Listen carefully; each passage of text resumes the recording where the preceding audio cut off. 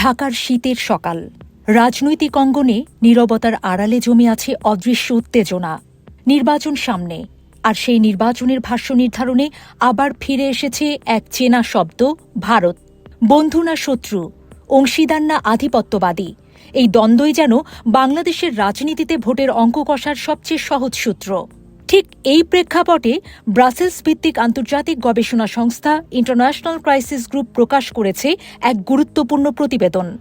শিরোনাম: সোনালী অধ্যায়ের পর বাংলাদেশ ভারত সম্পর্ক সঠিক পথে ফেরানো। প্রতিবেদনের ভাষা কূটনৈতিক হলেও বার্তা স্পষ্ট। ভারতকে আওয়ামী লীগ নির্ভর কূটনীতি থেকে বেরিয়ে আসতেই হবে। প্রতিবেদন বলছে, বাংলাদেশের রাজনৈতিক দলগুলোর একটি বড় অংশ নির্বাচনের সময় ভারত বিরোধী মনোভাবকে ভোটের হাতিয়ার হিসেবে ব্যবহার করে।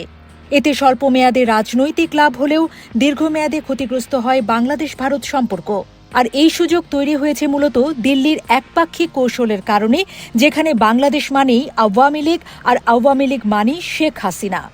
15 বছরের শাসনামলে শেখ হাসিনার সবচেয়ে নির্ভরযোগ্য আন্তর্জাতিক মিত্র ছিল ভারত। সীমান্ত নিরাপত্তা থেকে শুরু করে আঞ্চলিক রাজনীতি সবখানেই দিল্লি ছিল ঢাকার পাশে। এমনকি 3টি বিতর্কিত নির্বাচন পার হতে দিল্লির নীরব সমর্থন আওয়ামী লীগকে শক্ত অবস্থানে রেখেছিল। কিন্তু সময়ের সঙ্গে সঙ্গে এই ঘনিষ্ঠতা বাংলাদেশের জনমনে ভিন্ন প্রতিক্রিয়া তৈরি করে।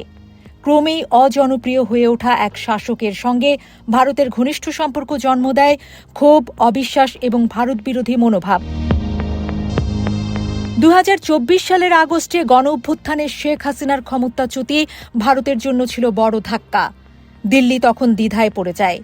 নতুন বাস্তবতায় কিভাবে প্রতিক্রিয়া জানাবে? প্রতিবেদনের নাম প্রকাশ না করে এক ভারতীয় সাবেক কূটনীতিক বলেছেন, নীতি নির্ধারকদের একাংশ সম্পর্ক স্বাভাবিক করার পক্ষে থাকলেও শীর্ষ পর্যায়ে শক্ত অবস্থান নেয়ার প্রবণতাই প্রাধান্য পায়।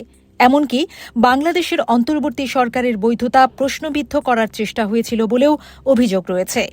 এই উত্তেজনার কেন্দ্রবিন্দুতে উঠে আসে একজন মানুষ, ডক্টর মোহাম্মদ ইউনূস।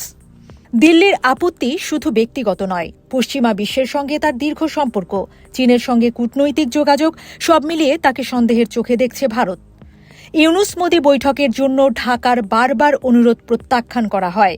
এর পাশাপাশি নিরাপত্তার অজুহাতে বাংলাদেশিদের ভিসা স্থগিত, আন্তঃসীমান্ত ট্রেন যোগাযোগ বন্ধ, সবকিছু মিলে দুই দেশের মানুষের সম্পর্কেও তৈরি হয় দূরত্ব।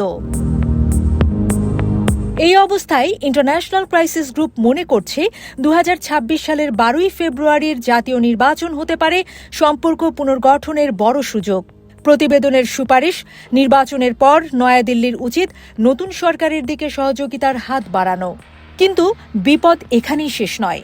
বাংলাদেশে ভারত বিরোধিতার রাজনৈতিক কৌশল হিসেবে ব্যবহৃত হলে যেমন সম্পর্ক ক্ষতিগ্রস্ত হয়, তেমনি ভারতের বিজেপি সরকারের আগ্রাসী পররাষ্ট্রনীতি, অবৈধ অভিবাসন নিয়ে অতি সংবেদনশীলতা এবং সীমান্ত হত্যার ঘটনাগুলো বাংলাদেশিদের অসন্তোষ আরও বাড়িয়ে তুলতে পারে।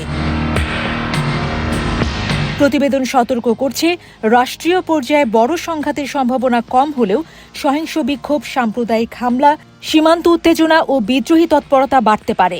গণঅভ্যুত্থানের পর ঢাকা ও দিল্লি একে অপরকে দোষারোপের বৃত্তে আটকে পড়েছে। উভয় পক্ষই দাবি করছে তারা সম্পর্ক মেরামতের চেষ্টা করেছে, কিন্তু অন্য পক্ষ সাড়া দেয়নি। সবশেষে প্রতিবেদনের সবচেয়ে গুরুত্বপূর্ণ উপসংহার, বাংলাদেশের সঙ্গে গঠনমূলক সম্পর্ক কোনো একটি রাজনৈতিক দলের ক্ষমতায় থাকার উপর নির্ভরশীল হলে তা শুধু বাংলাদেশের রাজনীতিকেই নয়, ভারত বাংলাদেশ সম্পর্কের ভবিষ্যৎকেও ক্ষতিগ্রস্ত করে। গল্পের শেষটা এখনও লেখা হয়নি, তবে কলমটি এখন দুই দেশের হাতেই। প্রশ্ন একটাই, ভারত কি পারবে সাধের শেখ হাসিনাকে ছেড়ে বাংলাদেশের মানুষের পক্ষে দাঁড়াতে?